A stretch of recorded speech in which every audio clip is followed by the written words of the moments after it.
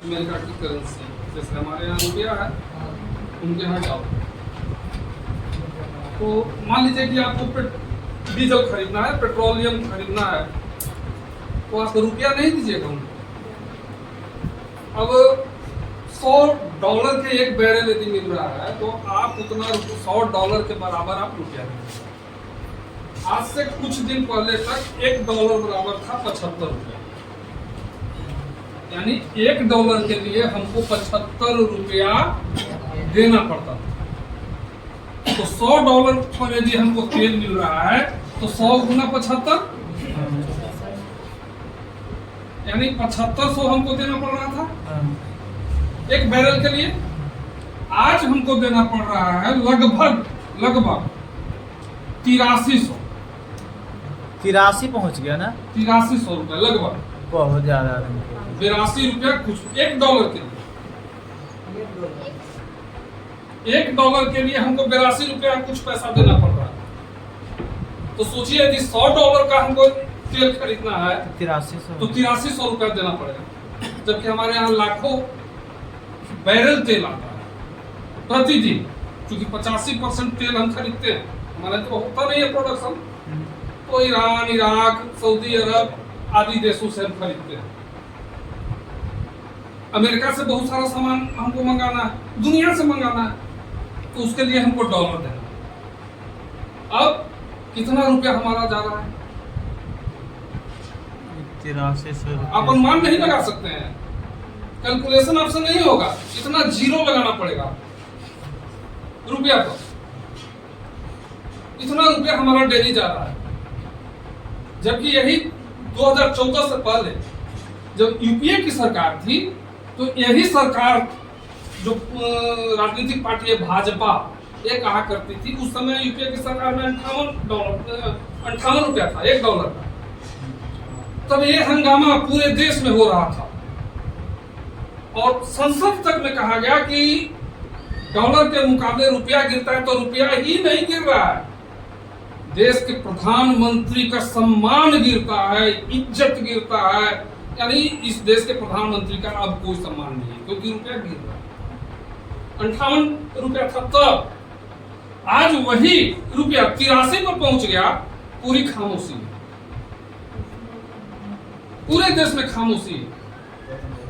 गजब स्थिति इस देश की हो रही है,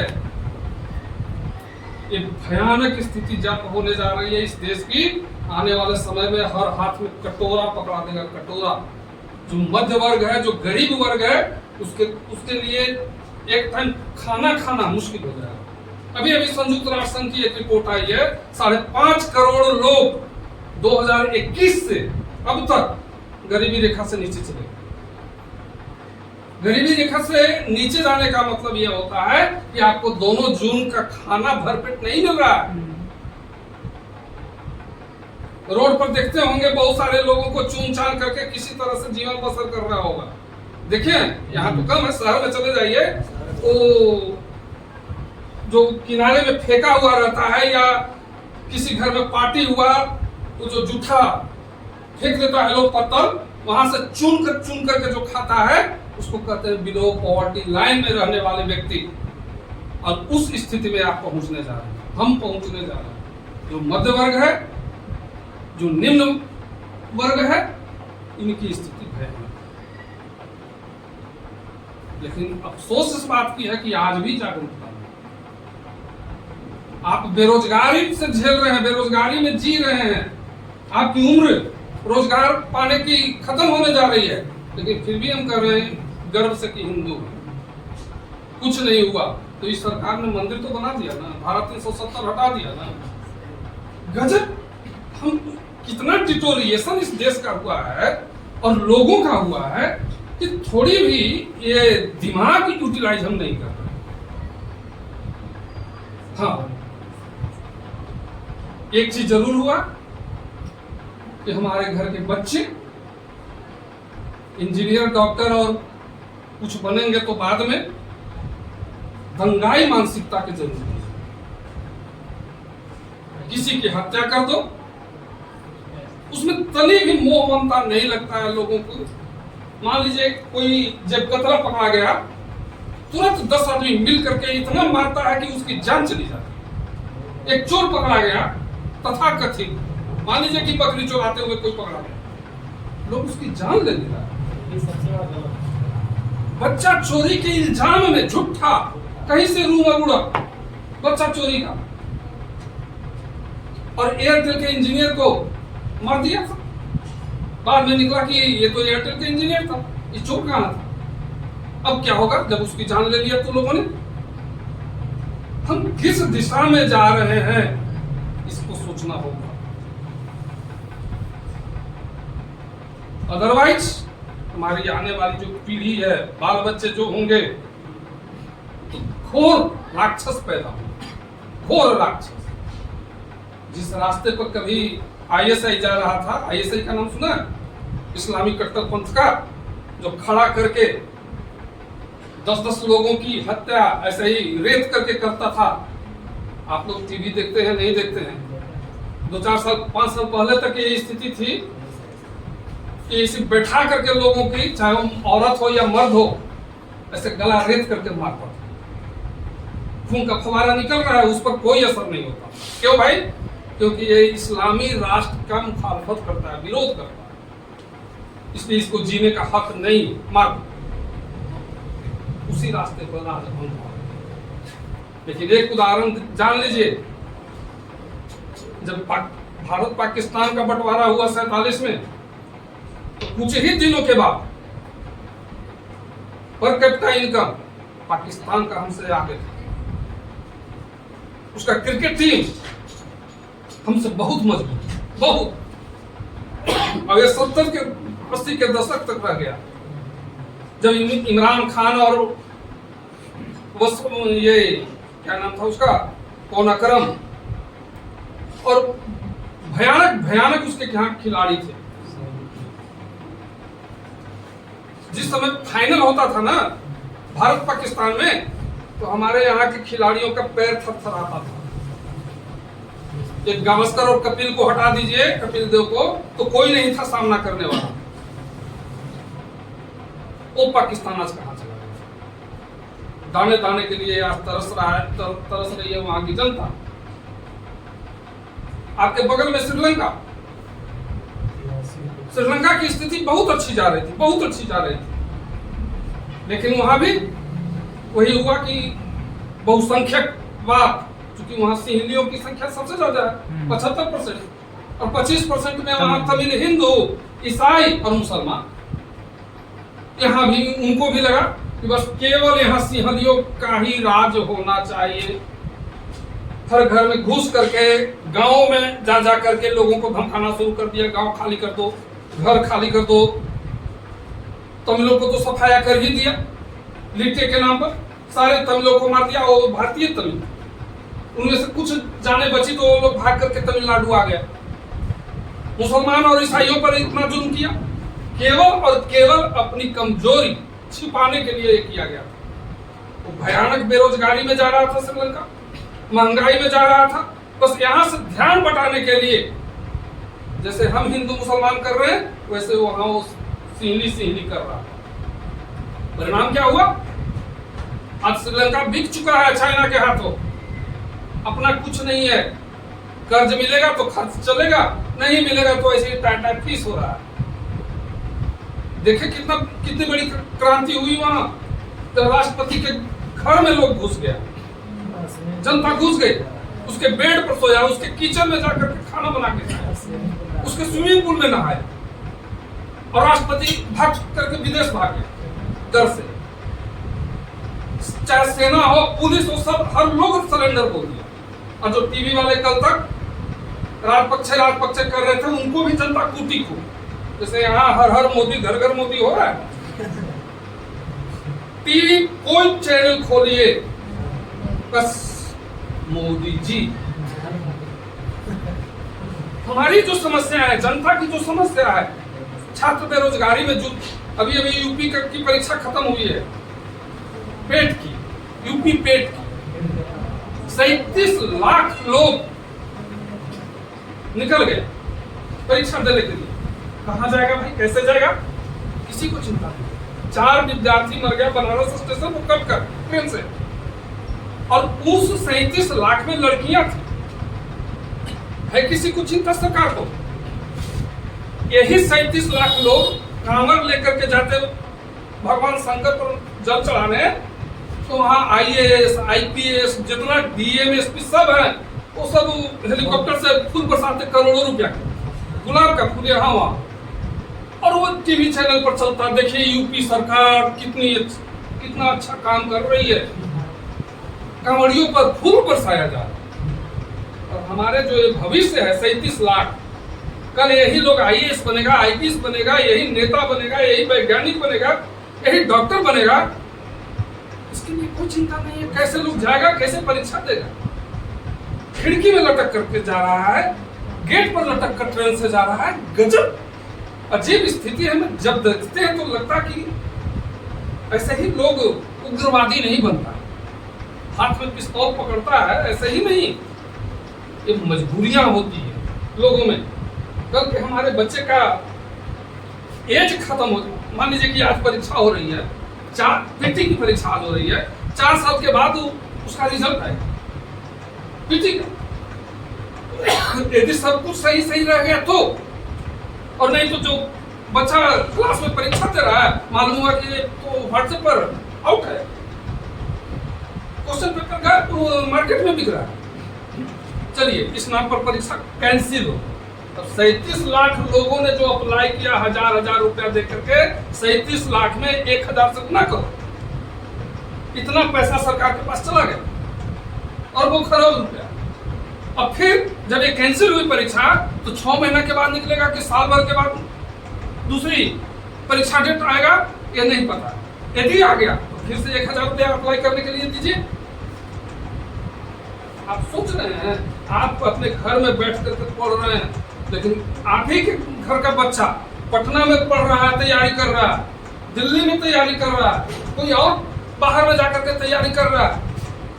गरीब किसान किसी तरह से झेल करके अपना पेट काट करके 500-1000 भेजता है। विद्यार्थी किसी का भी घर में रहे, क्योंकि हम लोगों ने भी झेला है, किसी के भी घर का बच्चा रहे, गार्जियन बस इतना सीमित सा पैसा देता है, महीना लगने से पहले खत्म हो जाता है। एक अच्छी किताब हमको खरीदनी है, देख लीजिए कीमत, जबकि हम लोग के समय NCERT की कीमत 4 रुपया 4.5 रुपया होती। जो सबसे मोटी वाली किताब थी बिपिन चंद्रा की मॉडर्न इंडिया, 4.5 रुपया की किताब, आज उसकी कीमत 100 या 150 रुपया। फिर भी आज गार्जियन जो पैसा भेजेगा महीना में 1000-1500, वो बच्चा 4 साल से 5 साल से बैठा हुआ, उसके माँ बाप को लग रहा है कि कितना जल्दी मेरे बेटे को कहीं एंगेजमेंट होता, कहीं पढ़ा लग जाती नौकरी या रोजगार मिल जाता, तो हमको चैन मिल जाता। ठीक बात है भाई, माँ बाप है, उसको भी जिंदगी जीने का हक है ना। एक बेटे में सब पूंजी लगाते रहेगा तो माँ बाप क्या खाएगा, क्या पहनेगा? लेकिन उसकी उम्र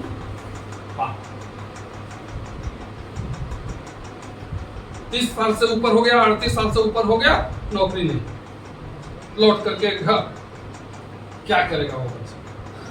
लेकिन इसकी चिंता सरकार को नहीं है। सब चिंता कहाँ है?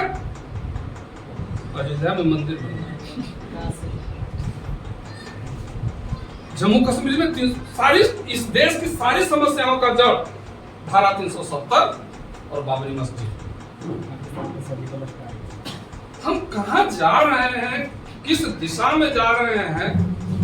10 साल की यूपीए की सरकार थी डॉक्टर मनमोहन सिंह की, जिसमें एक सेंट्रल यूनिवर्सिटी आपको मिली, एक यहाँ बिहार में और एक मोतिहारी में, यानी 2 सेंट्रल यूनिवर्सिटी, एक IIT और एक IIM, जिसे पाने के लिए कोई भी स्टेट बरसों तक सेंटर को गिड़गिड़ाता है। हमारे यहाँ दिल्ली सेंट्रल यूनिवर्सिटी का मतलब सारी व्यवस्था उसी यूनिवर्सिटी के अंदर और कम खर्च में। JNU central university Indira Gandhi की बनाई हुई 1965 यूनिवर्सिटी। JNU के विद्यार्थी वहां इस तरह से क्लास में बैठा करके पढ़ाई नहीं होती, कोई प्रोफेसर आएंगे क्लास ले लेंगे, नहीं। वहां का जो कल्चर वहां की जो संस्कृति, तकरीबन 75 से 80% बच्चे हवाई चप्पल में मिलेंगे। विनोबा झोला देखे? विनोबा झोला आप लोग तो ये बैग में पढ़ने लगे ना।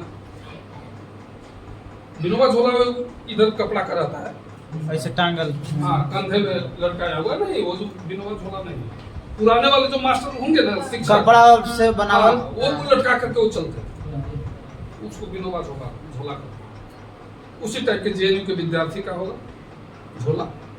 और बहुत सारे विद्यार्थी आपको बीड़ी पीते हुए, वहां का एक कल्चर, रात भर लाइब्रेरी खुली रहती है, रात भर कैंटीन खुली रहती है, और विद्यार्थी उसमें लड़का लड़की सब बैठा हुआ आराम से बैठ करके डिस्कशन आपस में कर रहा है, बीड़ी पी रहा है, चाय पी रहा है। और कोई प्रोफेसर साहब मिल गए, उनको भी वही बैठा दिया जाता है और बैठ जाते हैं, और वही टॉपिक शुरू हो गया, वहीं से शुरू हो जाएगा। परिणाम अच्छा, जेएनयू में 40% जो विद्यार्थी है ना, वो जो ठेला लगाता है उसका बच्चा है, घर घर सब्जी भेजता है माथा पर लेकर के उसका बच्चा है, साइकिल पर घूम घूम करके गांव गांव जो कपड़ा बेचने का काम करता है उसका बच्चा है। तो हम बता रहे थे आपको कि जेएनयू में ये वो विद्यार्थी हैं 40% जो 250 से 300 इनका सालाना खर्च आता है मात्र। हाँ, किताब कॉपी आपको खरीदनी है खरीदिए, उसमें जितना खर्च आपको आ जाए, लेकिन जो यूनिवर्सिटी इंक्लूडिंग खाना और हॉस्टल में रहना, लॉजिंग, फूडिंग एंड लॉजिंग, सब कुछ इसी 300 में है। सोचिए कि कितनी अच्छी यूनिवर्सिटी है, कौन विद्यार्थी इसमें नहीं पढ़ेगा। और पढ़ाई, जेएनयू से निकलने का मतलब आईएएस, आईपीएस या जिस लाइन में जाना चाहता है विद्यार्थी, गारंटी 99% गारंटी। ये वित्त मंत्री जो है आपके निर्मला सीतारमण जेएनयू की है, आपके विदेश मंत्री जेएनयू की है, जेएनयू से निकले हैं। और ऐसे अभी अभी कुछ दिन पहले पटना का जो सीनियर एसपी थे, वो मुझको मनु महाराज, वो जेएनयू के हैं। कन्हैया कुमार जो अभी कांग्रेस में आए हुए हैं नेता, ये भले ही नहीं गया किसी नौकरी में, लेकिन ब्रिलियंट है, ब्रिलियंट। इसका कोई इंटरव्यू आप सुनिए, भाषण ही नहीं, अभी तक कोई पत्रकार पैदा नहीं हुआ जो कन्हैया को निरुत्तर कर सके, कोई पत्रकार नहीं। ये जेएनयू का प्रोडक्शन है। आप इसी विश्वास, आप इसी से मान लगा लीजिए कि जेएनयू का क्या स्तर होगा। और उस जेएनयू को बदनाम करने के लिए एक सिगुफा जोड़ा गया, यहाँ तो एंटी नेशनल लोग रहता, जिसमें कन्हैया को लगता गया था। उस समय कन्हैया जेएनयू के स्टूडेंट यूनियन का नेता था, अध्यक्ष था। इसी पर सारा इल्जाम लगा करके इसको जेल में डाला गया, हालांकि तुरंत निकल गया, इल्जाम ही नहीं था ऐसा कुछ, इसने कुछ कहा ही नहीं था।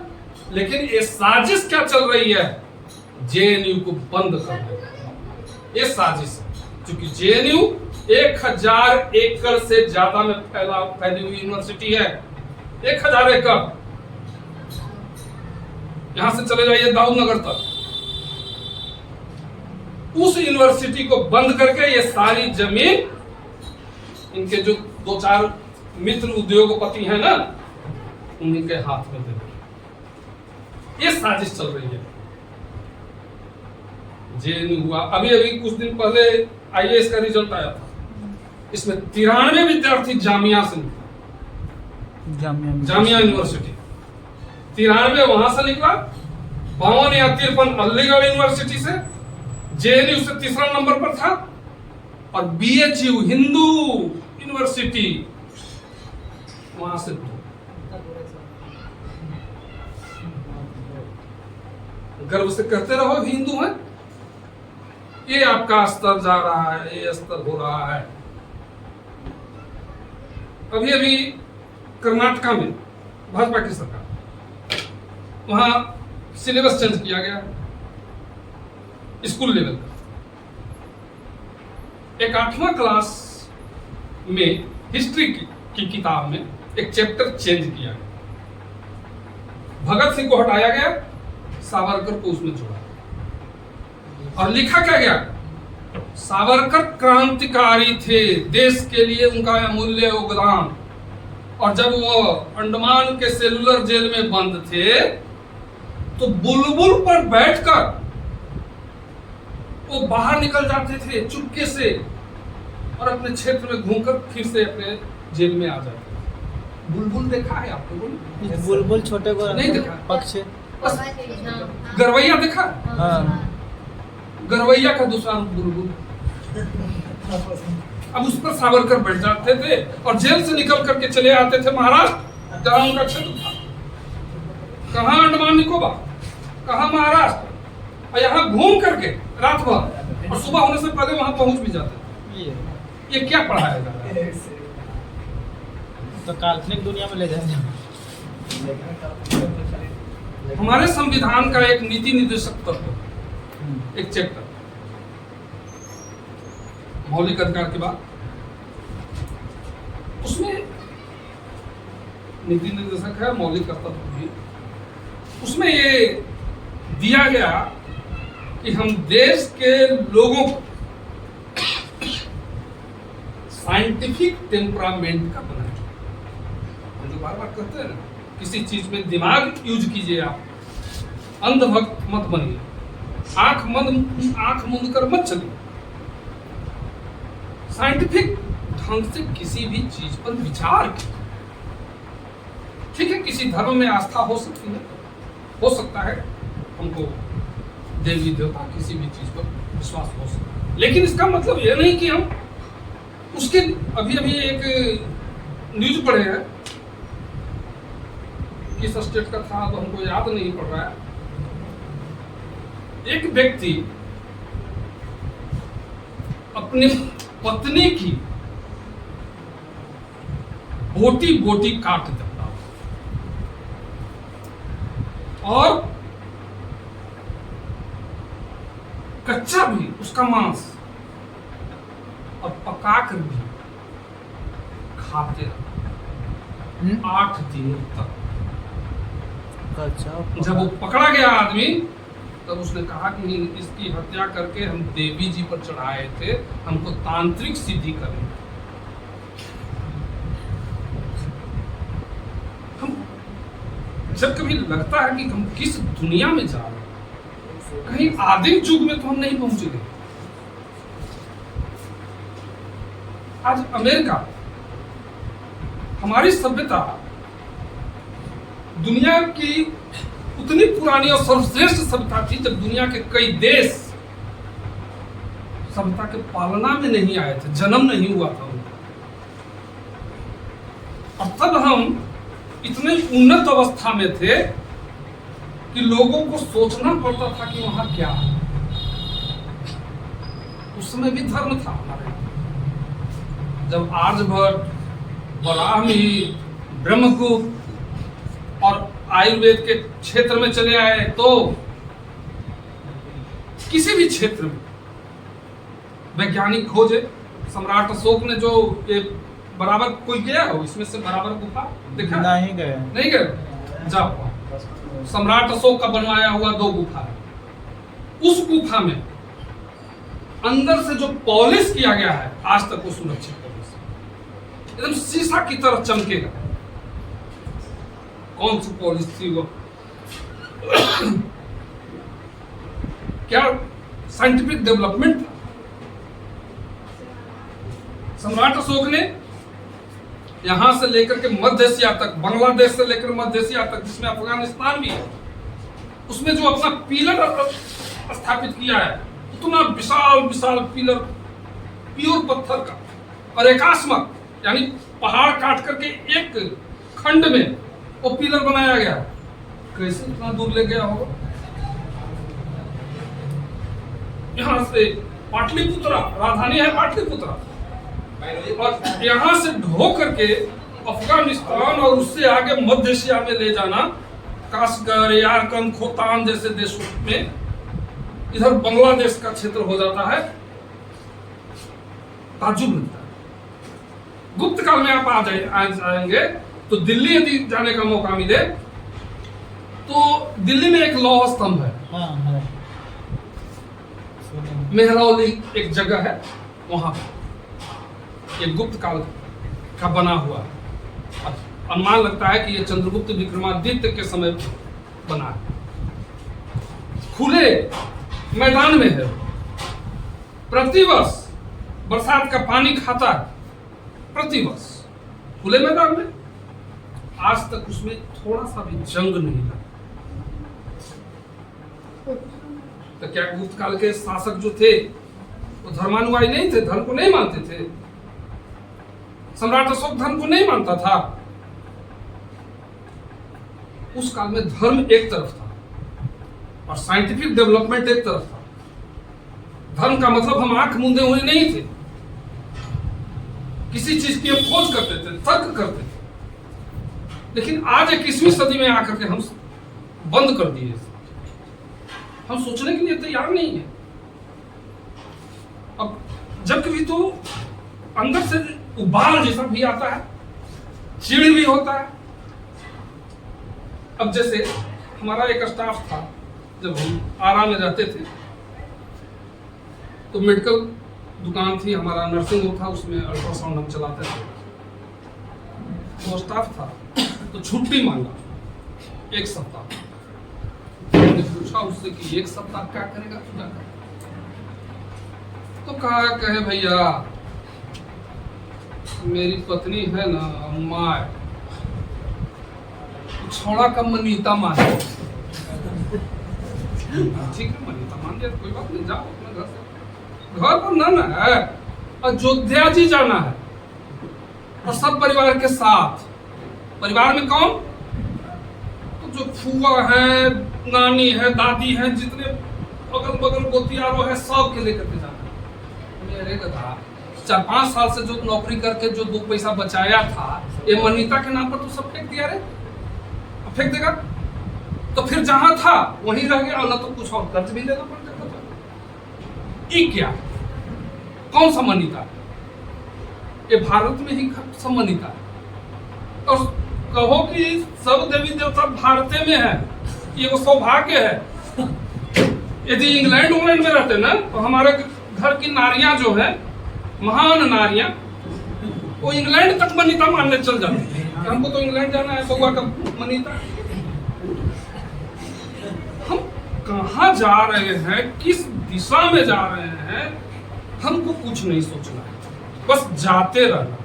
और इसीलिए किसी ने इस देश को भेड़िया दशान कहा। भेड़िया दशान, भेड़िया दशान का पता जानते? ये को जाना जाए थे उन्हें सब भेड़ी नहीं देखी तुम लोग? एक ऐसे समय में पैदा भी हुए कि इसमें से बैल देखा है तुम लोग? बैल देखे सौभाग्य है कि कम से कम तुम लोग देखे। तुम लोग के बाद वाली जो पीढ़ी है ना, उसको बैल मिलेगा कहीं? और ना हल जुआट पे जाने का। हम लोग के समय हल जुआट से खेत जुताता था, ट्रैक्टर बहुत कम था, 1-2 कहीं था, तो हल से ही जुआट सब चलता था।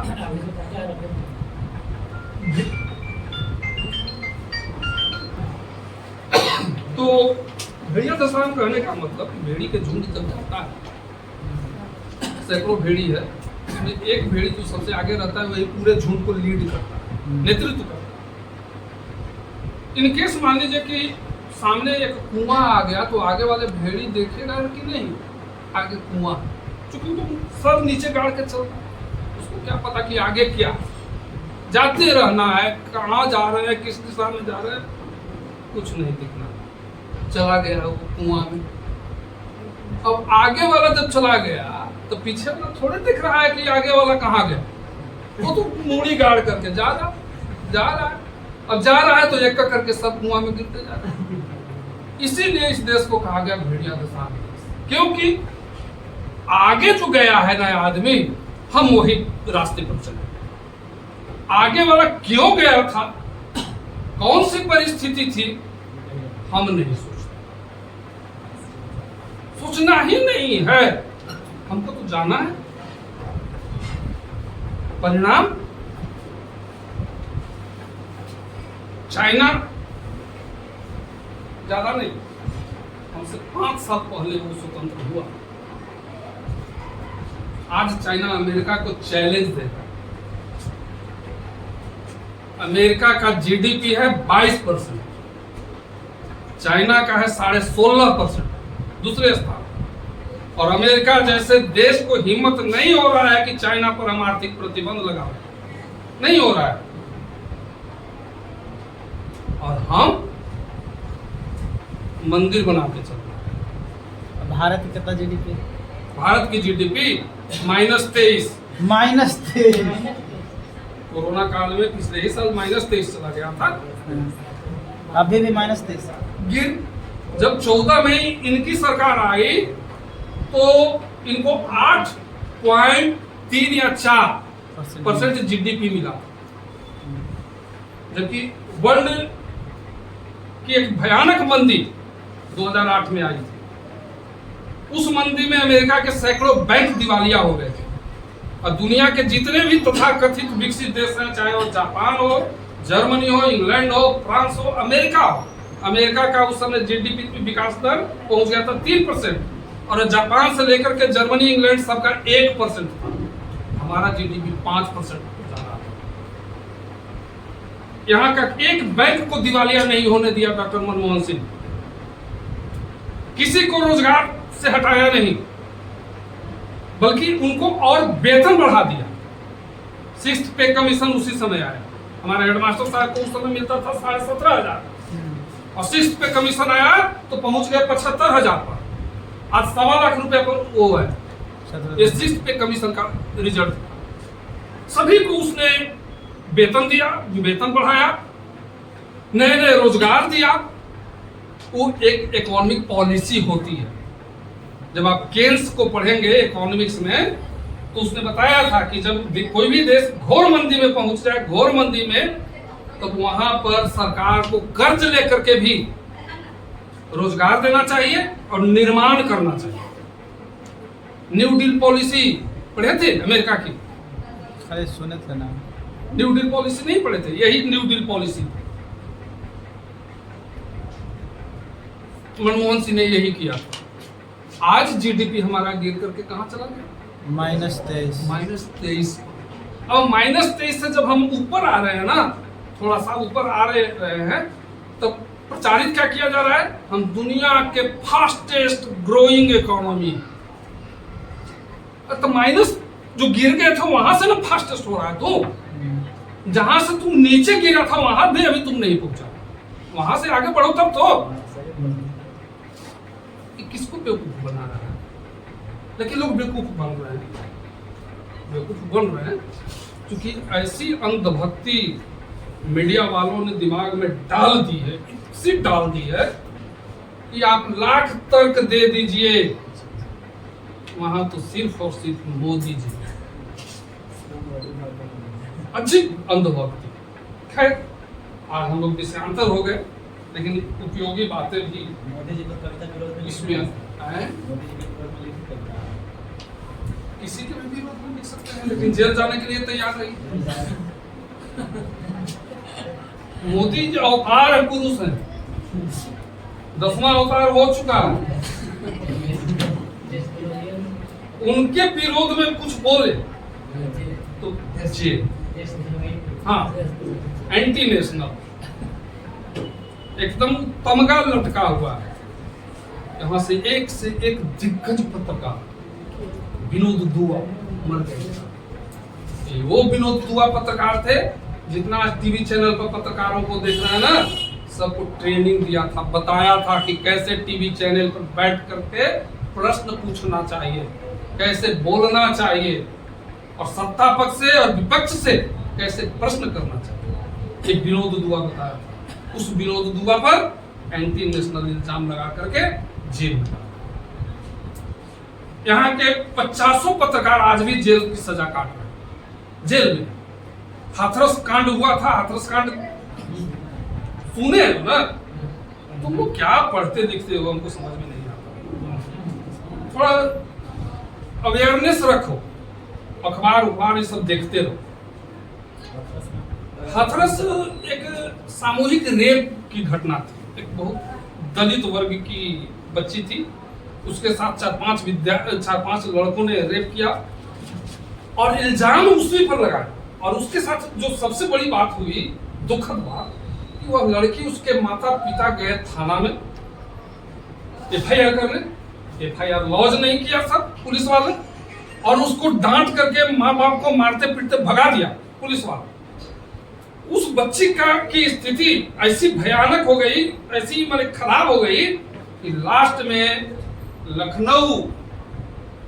हाथरस के डॉक्टर जवाब दे दिए उसको। ये हंगामा जब हुआ तो ये दिल्ली ले जाया गया एम्स में। एम्स में जाने के बाद उसकी मौत। अब देखिए क्या होता है वहां, एम्स से उसकी लाश को उठाया जाता है। ये सब सरकार के निर्देशन में हो रहा था। पुलिस वालों ने उसकी लाश को उठाया, उसके परिवार को नहीं सौंपा और सीधे एम्बुलेंस से ले आया यूपी। यहाँ माँ बाप से मिलने तक नहीं दिया उस लाश को। माँ बाप को ताला में बंद कर दिया घर में, और लाश को आधी रात को 12-1 बजे रात को श्मशान पर ले जाकर के पेट्रोल छिड़क करके जला दिया। ये हाथरस की इल्जाम क्या लगाया गया उसी परिवार पर। ये लड़की तो पहले से ही प्यार करती थी। फोन नंबर और मोबाइल नंबर भी आ गया। ये देखिए मोबाइल नंबर, इसी से उसने कॉल किया था उस लड़के को। और ये परिवार वालों का अपनी नाक बचाने के लिए स्वयं इस लड़की की परिवार वालों ने हत्या कर दी है।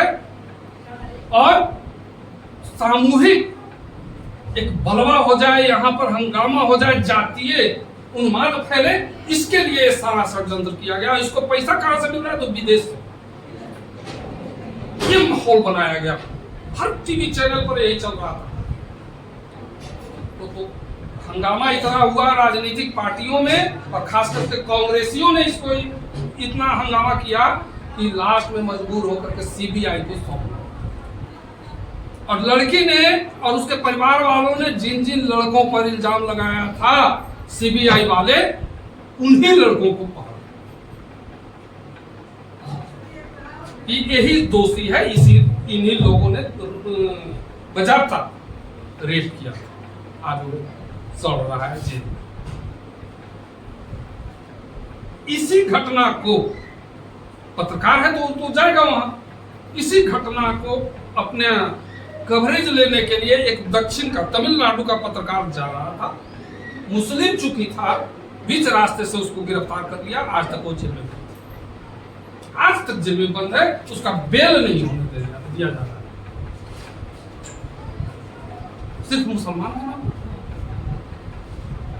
यानी हम इंसानियत भूल गए, या यूं कहिए कि भुला दिया गया हमसे। ये टीवी वाले जितना देख रहे हो ना, ये केवल जहर परोसते हैं, जहर। आपकी एक समस्या पर कभी डिबेट होते नहीं देखेंगे आप, चाहे महंगाई हो, बेरोजगारी हो, या किसी तरह की और आपकी समस्या है, हॉस्पिटल में दवाई नहीं मिल रही है, इसकी चर्चा है, इसकी डिबेट नहीं हो। शिक्षा व्यवस्था ध्वस्त हो चुकी है। यूपी से लेकर हरियाणा तक हजारों स्कूल बंद हो गए, हजारों। अच्छा, हरियाणा का एक अधिसूचना आई है, हम समझते हैं कि आप उसको भी नहीं जानते होंगे। यदि किसी घर का, किसी परिवार की आमदनी 1,80,000 से नीचे है और उसका बच्चा यदि सरकारी विद्यालय में पढ़ने जा रहा है, तो उसको 500 रुपया प्रति महीना फीस देना पड़ेगा। ठीक है, ये सरकारी स्कूल में पढ़ने पर 500 रुपया फीस। लेकिन वही बच्चा यदि प्राइवेट स्कूल में जाता है तो उस बच्चे को 1,100 रुपया सरकार दे।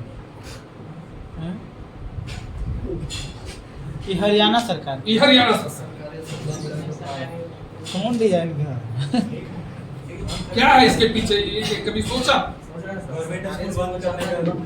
बस सरकारी स्कूल में विद्यार्थी नहीं जाए तो एक बहाना सरकार को मिलेगी कि चूंकि बच्चे आ ही नहीं रहे तो हम विद्यालय काहे के लिए चलाएं? ठीक, तो शिक्षक भी यहाँ नहीं रहेंगे, शिक्षक की बहाली भी नहीं होगी, यह स्कूल बंद। और यहाँ कुछ दिनों तक सरकार देगी आपको। जब ये स्कूल इधर बंद हो जाएगा सरकारी, तो यहाँ भी सरकार देना बंद कर देगी। अपना सोचिए कैसे आपका बच्चा पढ़ेगा ना पढ़ेगा। ये स्थिति है, ये षड्यंत्र है, यहाँ इसको सोचना है। लेकिन अफसोस कि यहाँ भी मोदी जी, उनकी सरकार, यहाँ कोई विरोध कर रहा तो कोई टीवी वाला यहाँ जाएगा?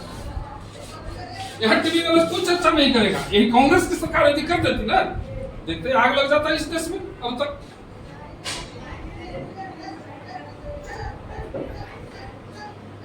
है कि आपके भविष्य के साथ खिलवाड़ किया है,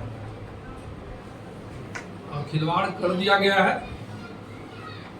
यदि 24 में यह सरकार आ गई फिर से, तो हम कहेंगे कि ये कटोरा पहले ही से लेके तैयार है। कितना सारा है मोदी के देवेला वोट तैयार है। एकदम किताब को भी बेचने के लिए तैयार नहीं है, कोई फायदा नहीं है। सब युवा लोगों को मिल गए और सब कोई प्रचार बच रहा था उत्तर